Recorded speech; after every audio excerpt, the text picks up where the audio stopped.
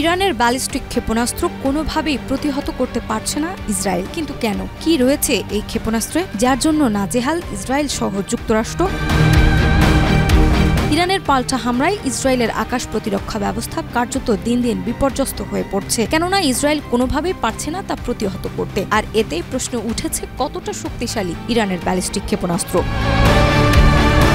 ইরানের ব্যালিস্টিক ক্ষেপণাস্ত্রগুলো প্রচণ্ড গতিসম্পন্ন ও উচ্চতা থেকে ধেয়ে আসায় প্রতিহত করা অত্যন্ত কঠিন। উৎক্ষেপণের পর এগুলো মহাকাশ পর্যন্ত পৌঁছাতে গতি ও মধ্যাকর্ষণ ব্যবহার করে ধনুকের মতো বক্রপথে নির্ধারিত লক্ষ্যবস্তুতে আঘাত করে। এই ধরনের ক্ষেপণাস্ত্র ইরান থেকে ঘণ্টায় ৬,১২৫ কিলোমিটার গতিতে ছোড়া হলে মাত্র ১২ মিনিটেই ইসরায়েলে পৌঁছতে পারে। এই স্বল্প প্রতিক্রিয়াকাল ইসরায়েলের আকাশ প্রতিরক্ষা ব্যবস্থাকে কার্যত অকার্যকর করে তোলে।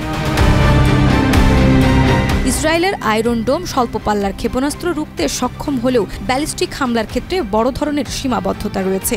সানবিট সব দিবে সামাল। সানবিট ম্যাজিক প্রেস ডিশওয়াশিং এর মাথা ঘোরানো সলিউশন।